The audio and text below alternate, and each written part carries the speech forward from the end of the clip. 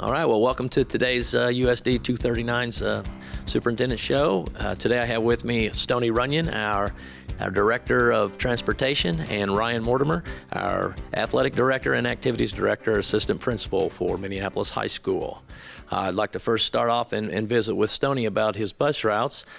Stoney, can you first of all tell us how many routes do we have and how many square mileage do our routes usually run? We have 9 active school routes that deliver to the school here. I have 1 VOTEC route and 1 special needs route that goes to Salina. We roughly run 630 some square miles with our size of our district. So basically, when we go out in the morning, we pick up our first student about when and about how long are they on the bus? Usually we start picking up students around 6:40 or so in there. We try to do a time frame, and that's the ones that usually are riding a bus almost 2 hours. We try to keep it under that. We kind of watch because of younger ones and that, so they don't fall asleep on the bus on us. But an average minute's usually an hour and a quarter or so is the average route. So. Wow, so sometimes we may have somebody on the bus for 2 hours, but hopefully, about an hour, a little over an hour. Well, that's seems like a long time, but they seem to manage. As far as requirements to become a bus driver, so if somebody wants to start out fresh, become a bus driver for our district, what steps do they have to take? Your first priority step, it is a CDL requirement. It's all federal mandated. You have to be at least age 21 in order to get your CDL. You have to pass physical test requirements in that.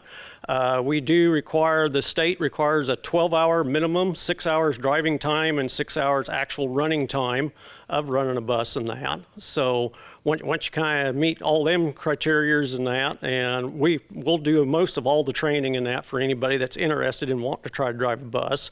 It's pretty much the same if you've been a farmer and you drove a wheat truck, about the bus is just like driving a wheat truck, so, and that. Okay, and so some other things that I know that you do is you are our mechanic. You are the one that takes care of the buses, and we appreciate that because that definitely, it's a huge saving for the district. But I think you also have to have monthly meetings with your bus drivers. Can you share with us a little bit what you talk about in your monthly meetings? We are required to have to carry 10 monthly meetings and stuff throughout the school year. The monthly meetings are any kind of a topic that's a safety issue, travel concerns and stuff with my drivers and the students and that, actions of what should be done and responsibilities of the drivers and responsibilities of the students. A lot of it's mostly all safety features and everything, traffic violations and regulations, how to do actions in emergency situations, weather, storms, and other natures of things that may happen with us. Okay, well, thank you very much for your time, and we sure appreciate the job that you do for us. At this time, we'll take a short break, and we'll be back with Ryan Mortimer. At Eagle Communications, we deliver what matters to your business. Our services are fast, reliable, secure, and competitively priced, giving you more value for your hard-earned business dollar. With Eagle Communications, you're not just another number, you're part of our business family. And we deliver peace of mind with local technicians who provide dedicated system monitoring and support. Connect to something better. Call Eagle Communications, and let's talk about what matters to your business. All right, well, welcome back. I'm now here with our Athletic Director, Assistant Principal, Ryan Mortimer, who is in his first year here with Minneapolis, the high school. And previously, Ryan was elementary teacher at our grade school. And so we are excited to have him at the high school now. And to kind of make this a transition piece from our transportation to the Athletic Director, Ryan, how would you say, what does your staff have to do to request transportation through Stoney? Well, there's a couple of different situations where we have to deal with things like that. On the athletic side of it, if a coach is going somewhere, they'll discuss with me the clinic or the camp that they need to go to, and they can request a Suburban by form, and then I pass that over to Stoney to make sure that we have availability of the vehicle. When it comes to the buses and the going to games and things of that nature, I usually work with my coaches on the times that they want to leave. when they want to get to places, and then I fill out those forms, give a copy to my coaches, give a copy to Stoney, so that we're all on the same page on when those things happen. When it comes to just in general things that deal with just school, there's that generic form that they fill out, and then they can just get that to Stoney and have one of us sign off on it. So. Okay, and so I tell you, you look at our school calendar and it looks like we have something going on just about every night. What would you, how often, how many times a week do we need to request transportation through Stoney? Well, from the junior high side of things, when we have to take kids over to the grade school for practices, that's every night when we're not having games. So they have to have transportation constantly because they're not like the high school kids where they can just drive over to the grade school for practice. When it comes to games and things of that nature, there's some weeks where we have 4 activities that week, and we're going 4 different places, and it's pretty hectic making sure we're all on the same page and making sure that everybody's covered with their transportation, because I know they're pretty limited on bus drivers at times, so it could put people in a bind if we're not all on the same page. Okay, so as far as, we have you have lots of roles. I mean, you have more than just sports. We have activities. You have to schedule different things. What exactly does your job as an athletic director, activities director involve?